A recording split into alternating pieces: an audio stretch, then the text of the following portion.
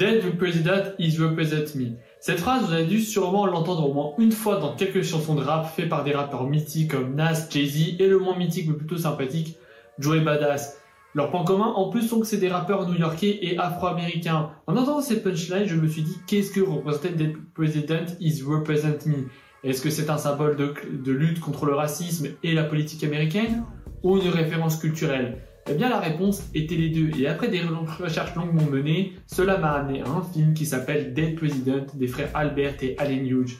Et aujourd'hui nous allons parler d'un des films les plus sous-cotés sur la guerre du Vietnam, c'est un de mes films préférés sur la guerre du Vietnam, et tout le message qu'il a voulu transpenser sur le traitement des soldats afro-américains après le Vietnam, dans une période de post-ségrégation où le racisme régnait encore, et où les afro-américains étaient encore vus comme des non-américains malgré avoir servi durant une des guerres les plus sanglantes et les plus controversées des États-Unis. 1975, c'est une année assez charnière dans l'histoire des États-Unis qui représente une décennie plus que noire. En même pas 10 ans, les États-Unis ont dû connaître la fin de la guerre du Vietnam qui a été une des guerres les plus controversées du pays. Bon après, même si c'est pas la seule guerre qui a été controversée de leur part et clairement pas la première guerre où ils ont fait une guerre sans aucune justification, mais c'est la première fois que les États-Unis perdent officiellement une guerre et c'est la première fois que officiellement le peuple était contre cette guerre-là. Et on peut rajouter à ça des histoires comme le Watergate, la montée de l'héroïne, la montée de la criminalité dans de nombreuses villes, notamment New York, qui était considérée comme une des villes les plus dangereuses des États-Unis, lequel était la vitrine de ce pays-là, la mort de Martin Luther King, de Kennedy et de Malcolm X les années précédentes. Bref, une période très noire pour les États-Unis qui surtout venait de montrer une faiblesse par rapport à leur ennemi qui était l'URSS durant la guerre froide, avec surtout la guerre du Vietnam. Une période noire qui sera après quelques années marquée après par une montée en puissance des États-Unis durant les années 80. Mais les années 70 et fin 60 est une période à oublier pour eux. Mais pas pour le cinéma, car durant cette période-là, le cinéma va connaître un renouveau avec le nouvel Hollywood. Le nouvel Hollywood, qu'est-ce que c'est? C'est une période où les producteurs ne sont plus les rois, mais c'est les réalisateurs. Les réalisateurs choisissent ceux qu'ils veulent dans leurs films et vont transmettre des messages justement sur cette Amérique-là, une Amérique fracturée, une Amérique divisée, une Amérique dangereuse, une Amérique gangrénée par la drogue, la violence, l'injustice. Des réalisateurs comme Martin Scorsese, William Friedkin, Brian De Palma, Coppola vont représenter cette période-là, une période de transition dans le cinéma où c'est les réalisateurs qui choisissent ce qu'ils veulent faire. Même si évidemment c'est un dessin très doré, très naïf du cinéma de cette époque-là. Et surtout ça va être une représentation d'une réalité horrible. Notamment le meilleur exemple est Taxi Driver de Martin Scorsese, scénarisé en partie par Paul Schrader, qui est un film qui va montrer toute la violence de New York, toutes les conséquences de la guerre du Vietnam sur ses soldats et sur la représentation de cette violence qui a gangréné l'Amérique moderne et qui a créé des spécimens qui sont complètement détruits et brisés et qui ont servi leur pays dans une illusion de patriotisme. C'est dans ce contexte-là que les frères Albert et Allen Hughes vont naître. Ils vont naître dans une Amérique fracturée, dans une Amérique divisée, dans une Amérique pauvre. De plus est dans une des villes qui représente le mieux cette chute des États-Unis, qui est Détroit. Détroit avant a été l'un des plus grands pôles mondiaux de l'automobile. Elle est toujours en partie. C'est une ville extrêmement riche, une ville où tout le monde voulait vivre. Et puis à la fin des années 60, tout le monde a déserté cette ville-là. Et cette ville-là a été délaissée et s'est appauvrie. Et en plus, les États-Unis sortaient de la ségrégation raciale. Et c'est pas parce que la ségrégation s'était arrêtée que tout le monde avait décidé d'être amis et copains avec tous les Afro-Américains. Bien au contraire, les Afro-Américains se sentaient délaissés, se sentaient discriminés et se sentaient pas être américains, alors que bah si, ils étaient américains. Et ils ont subi des tonnes et des tonnes de discrimination jusqu'à encore aujourd'hui. Je ne vais pas vous faire un cours de sociologie là-dessus, vous le savez très bien. Et les frères Hughes vont grandir dans une ville qui va être délaissée dans un contexte de racisme, dans un contexte de pauvreté. Et ils vont se retrouver dans ce cinéma-là, dans cette culture du Nouvel Hollywood qui représente justement les opprimés, les personnes qui ont subi les injustices, cette violence qui est un cinéma qui est sans filtre, un cinéma qui est brutal, un cinéma qui coup de poing, qui vous fait comprendre un retour à la réalité qui est à l'opposé du cinéma des années 50-60 populaire américain. Au cinéma-là, représentait une vision dorée, une vision artificielle des États-Unis. Les Hughes savent ce que c'est d'être des Américains discriminés, ils savent ce que c'est d'être des vrais Américains, des opprimés. Et cela va leur donner une motivation, une envie de faire du cinéma et de montrer cela, sans filtre, et de manière violente et coup de poing. Et les frères Hughes, avec la culture du Nouvel Hollywood, vont aussi grandir dans la culture afro-américaine. Et au fur et à mesure des années où ils grandissent, ils vont connaître de plus en plus des artistes, que ce soit au cinéma ou en musique, qui dénoncent les injustices qu'ils subissent, même si cela existe depuis la nuit des temps. Et avec un diplôme de cinéma en poche, ils vont décider de se mettre à la réalisation de films, notamment pour Marvin Gaye, et surtout pour un mouvement naissant qui était le rap. Surtout avec le rap de la West Coast, qui va mettre en avant un nouveau type de rap, plus cru, plus vulgaire, plus dénonciateur, avec notamment comme gros représentant NWA, et va s'en suivre toute une mouvance du rap qui va totalement exploser, devenir le genre le plus populaire aux États-Unis, et les huge vont se ruer là-dessus en mettant de tonnes de clips pour des rappeurs de la West Coast, notamment le label naissant qui s'appelle Death Row Records. Avec ce budget-là et la confiance de nombreux membres de l'industrie musicale et maintenant du cinéma, car de nombreux réalisateurs ont commencé par la musique, et bien les Frères Huge vont décider de se lancer sur leur premier film, un film qui va reprendre tous ces moments-là du gangsta rap, qui va s'appeler, vous le savez très bien, Menace to Society.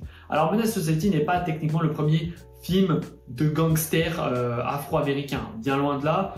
Il y en a eu avant, mais s'il y en a bien rien qui a popularisé le genre, c'est bien évidemment Boys in the Hood de John Singleton, qui lui aussi a commencé par une session de clips de rap, qui avait des liens avec Death Row Records et qui surtout avait grandi directement là-bas. Le film sort en 91 et va être un immense succès commercial et critique. Il va même être nominé aux Oscars, ce qui va faire de John Singleton le plus jeune réalisateur de tous les temps à être nommé aux Oscars à son époque. Le film va marquer non seulement par sa violence et sa réalité des quartiers, mais aussi par un message dénonciateur d'une Amérique qui délaisse une partie de son peuple. Une Amérique qui va mettre de côté son peuple pour une couleur de peau, pour laisser privilégier les privilégiés qui le sont déjà. Notamment avec des discours très forts portés par le personnage de Lawrence Fishburne, et aussi montrer la réalité des quartiers où malheureusement ils sont conditionnés à être dans l'illégalité et que seul qui veut s'en sortir, eh bien on va leur mettre des bâtons dans les roues. C'est un très bon film que je vous recommande fortement à regarder et qui dresse en plus un dessin d'une époque, qu'elle soit passée et surtout moderne, car malheureusement les choses n'ont peu changé. Tandis que 2 ans plus tard, Menace to Society va sortir, et Menace to Society va être un peu à l'opposé de ce message. Boys in the Hood, certes, était violent. Certes, Boys in the Hood avait des moments choquants. Menace Society va mettre la barre très très haute. Quand je vous disais que les Frères Huge faisaient du cinéma coup de poing, je ne mentais pas. Leur cinéma est brutal, leur cinéma est viscéral et va jusqu'au bout. Car Menace Society, on y suit l'histoire de 2 jeunes issus du quartier de Compton qui vont justement essayer de s'en sortir via le crime. Et le film dresse une Amérique vraiment violente là-dessus. Les personnages ne sont pas sympathiques, les personnages, on n'a pas de pitié pour eux, on n'a pas de compassion. Et le film va faire pas mal polémique là-dessus, car il dresse un visage très violent, très brutal. Si Boys in the Hood était plus un film qui reprenait les codes du rap à la Dr. Dre, et bah là c'était plus Tupac, mais le Tupac bien vénère de Hit 'Em Up ou d'autres sons comme Two American of Most Wanted. C'est un film qui est violent, qui est brutal, il ne va pas vous laisser de marbre, avec des personnages qui ne sont tout sauf sympathiques, et ils ne cherchent pas cette sympathie, il est juste le dessin de gens qui ont été brisés et conditionnés dès leur enfance là-dedans. Et donc moi je ne suis pas spécialement fan de Menace Society, car en effet je le trouve trop too much sur ce plan-là, et le too much c'est un bon mot qui définit les Frères Huge, on va pas se mentir. Personnellement, moi, mon film de gangster préféré, c'est Training Day, car c'est le film le plus nuancé sur ce propos-là, et qui surtout ne vante pas ses criminels. Menace Society les érigit un peu comme des héros dans leur film, ce n'est pas du tout des héros. Mais là n'est pas le sujet de parler de Menace Society, mais ce Menace Society va représenter un point important pour la carrière des Frères Huge, car non seulement le film va être un immense succès commercial et critique, mais va permettre aux Frères Huge d'avoir carte blanche sur leur prochain film. Et surtout, ce film-là va certes montrer une image d'Amérique des quartiers ultra stéréotypés, ce qui ne sera pas le cas de leur prochain film, car ils vont s'attaquer à un nouveau sujet, le sujet de la guerre du Vietnam, et là, ça va être beaucoup plus nuancé. Avec cette carte blanche-là totale, les Frères Huge vont se lancer dans la production de leur prochain film qui s'appellera Dead President, un film qui va se passer durant la guerre du Vietnam et va dresser une nouvelle vision de cette guerre-là, à savoir l'après pour les soldats afro-américains, car vous savez sans doute, la guerre du Vietnam a concerné absolument tous les Américains, que ce soit votre origine, votre âge, vous participez à la guerre du Vietnam, car il fallait envoyer le plus de soldats possible, vu qu'ils se prenaient une branlée littéralement. Et vu que ces soldats-là, en plus, étaient des Noirs et qui donc étaient plus discriminés que les autres populations, eh bien ceux-là, lorsqu'ils ont été accueillis après la guerre du Vietnam, c'était pas le même accueil que les autres populations, car déjà que les Blancs qui ont participé au Vietnam étaient très mal reçus parce que cette guerre fut une défaite, alors je voulais imaginer que les Afro-Américains, c'était pas du tout un bon accueil aussi, et ils ont été accueillis très froidement et surtout ont été délaissés. C'est vraiment le mot d'ordre de la vidéo, mais c'est réel. Ils ont été délaissés, mis de côté, discriminés, jugés, insultés, parce que non seulement ils étaient des Noirs, et en plus ils ont participé à la guerre du Vietnam. Et c'était surtout un point de vue original, car la guerre du Vietnam a toujours été abordée d'un point de vue de personnages blancs, de très bonne manière, de différentes manières très intéressantes, plus violentes, plus politiques, plus sociologiques. Là, le sujet est beaucoup plus centré sur une partie de la population qui ont subi les conséquences de cette guerre-là et qui aussi ont cru à ce rêve illusoire de la guerre du Vietnam et du patriotisme. L'histoire de Dead President va être grandement inspirée de l'histoire réelle d'Anthony Curtis, qui était un jeune afro-américain qui a participé au Vietnam de son propre gré et qui au final va subir les conséquences de la défaite et va se mettre à faire des braquages de banque, littéralement jusqu'à ce point-là. Et puis le film va aussi aborder le sujet du PTSD, des conditions des Afro-Américains dans les ghettos, avec la montée de l'héroïne, les mouvements Black Panther, le rapport à la religion. Si Menace Society était une autocritique de la population afro-américaine par des Afro-Américains, Dead President sera le film de la critique des États-Unis et de comment les Afro-Américains en sont arrivés à des dérives pareilles. Et que c'est pas du tout de leur faute, mais parce qu'on les a conditionnés à cela, et qu'avec ces conditions-là, ils n'avaient pas d'autre choix que de tomber dans des dérives qui ont même été créées par l'État américain, parce que je ne vais pas vous apprendre que l'héroïne a surtout été importée avec la guerre du Vietnam.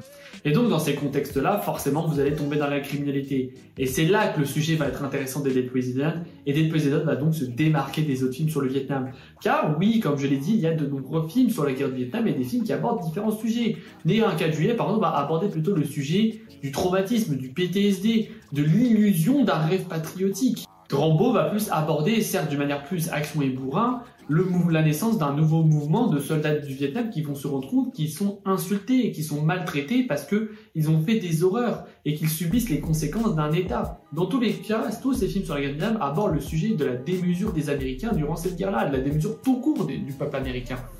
Et Dead President va donc prendre son propre angle, son propre chemin de poursuite, parce qu'en plus les frères Hughes ont été fans du Nouvel Hollywood, et le Nouvel Hollywood, qui était porté par de nombreux réalisateurs italo-américains, ont abordé le sujet de la communauté italienne, qui était eux aussi discriminée, et ont aussi subi une forme de stigmatisation des États-Unis. Et bien là, les frères Hughes sont afro-américains, donc ils vont aborder ce sujet-là différemment, en montrant plusieurs protagonistes, notamment d'autres origines comme latinos, qui vont participer à cette guerre du Vietnam et qui vont être complètement changés. Certains vont sortir en devenant des camés à cause de l'héroïne, d'autres vont devenir plus religieux pour pouvoir fuir la réalité qu'ils ont subie au Vietnam, d'autres vont intégrer des mouvements comme les Black Panther, et puis notre personnage principal, Anthony, lui qui se retrouve sans diplôme avec une femme qui a mis au monde leur enfant et qui n'ont aucun moyen financier, va devoir se mettre à braquer des banques avec tous ces protagonistes-là. Car peu importe leur choix, ils reviennent à leur passé, le passé leur font face et leur disent « Frérot, va falloir que tu fasses face à cela » et les conséquences vont être très très négatives. Il n'y a jamais de bon. Malheureusement, tu as cru à ce rêve illusoire, tu as servi ton pays de la pire des manières possibles car on te l'a demandé, et malheureusement cela n'est pas payant. Car en plus, les scènes de guerre du Vietnam sont des scènes sanglantes, brutales. Alors oui, c'est too much, oui, les effets visuels, surtout quelques années après l'excellentissime Platon, font que le film est too much, a très mal vieilli sur ces scènes de guerre, mais elles sont puissantes, elles sont choquantes, elles sont violentes à la manière de Menace Society. Le film est un véritable coup de poing là-dessus, sur le sujet des syndromes post-traumatiques, le sujet de comment des soldats peuvent s'en sortir après une guerre en ayant en plus un malus d'être d'une autre origine qui est stigmatisé par son propre. En fait, Dead President est la représentation tout simplement d'un peuple qui souffre, d'un peuple qui est malade par une maladie que le pays où ils vivent l'ont créée et que c'est absolument pas de leur faute. Et évidemment, je n'infantilise en aucun cas là-dessus, mais juste j'essaie de comprendre et essayer d'expliquer qu'à travers ce film-là, les frères Hughes, selon mon interprétation, ont montré que ce peuple-là, durant cette période-là, était encore plus bas que terre par rapport aux autres peuples parce qu'ils avaient la différence de leur couleur de peau et de leur ethnie. Et qu'avec cette guerre-là, ils ont été utilisés comme de la chair à canon et que cette chair à canon-là ont subi les conséquences de la défaite du Vietnam encore plus que les autres. Tout simplement. Et le film a vraiment ce message très nuancé à propos de cela. Les acteurs n'en font pas des caisses, les acteurs sont beaucoup plus humains, beaucoup plus émotifs, contrairement à No Society, ils ne sont pas trop gentils ou trop méchants.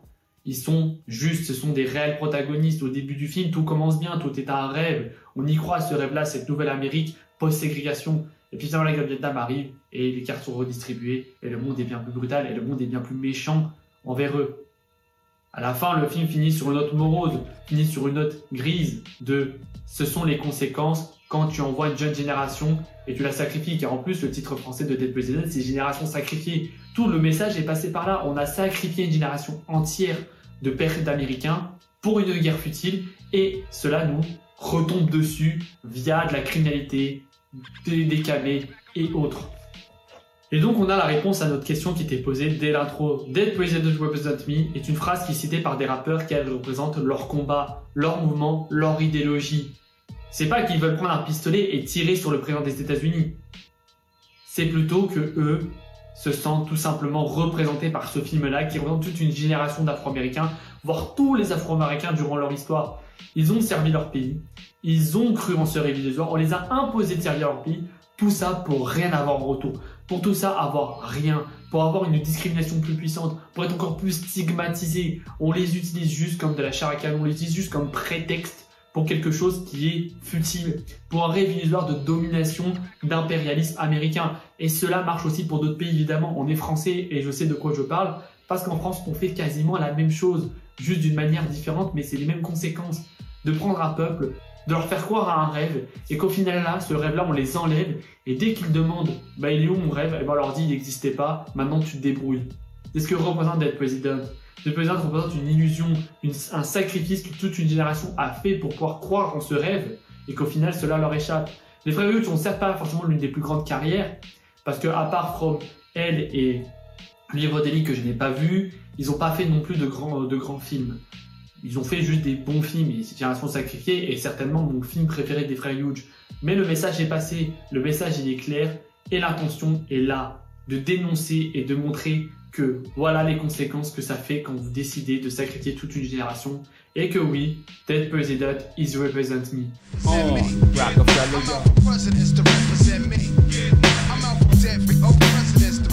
Well, I would spit that Wonderama shit. Me and my conglomerate shall remain anonymous. Caught up in the finest shit. Live out my dreams until my heart get vowed and bought with crib. You know exactly what this shit's about. Fuck y'all mean. Handling since a teen, I dish out like the point guard of your favorite team. Without doubt, my life ain't rosy, but I roll with it. My mind was fine till the dough hit it and told me that the mo did it. And now it's kosher shit is so acidic. I blow a digit on the diamond in a minute, but no bitches. Watch how I'm walking, cause even the thoroughest niggas be knocking, trying to strike a bargain, hoping that they might get pardoned. Shit, I'm involved, we got me pins and needles. And my cerebral beats, the wicked is evil. Thoughts that this more to feed you. P-facts, in the game so deep, things can catch ya. Freeze off my kneecap, can y'all believe that?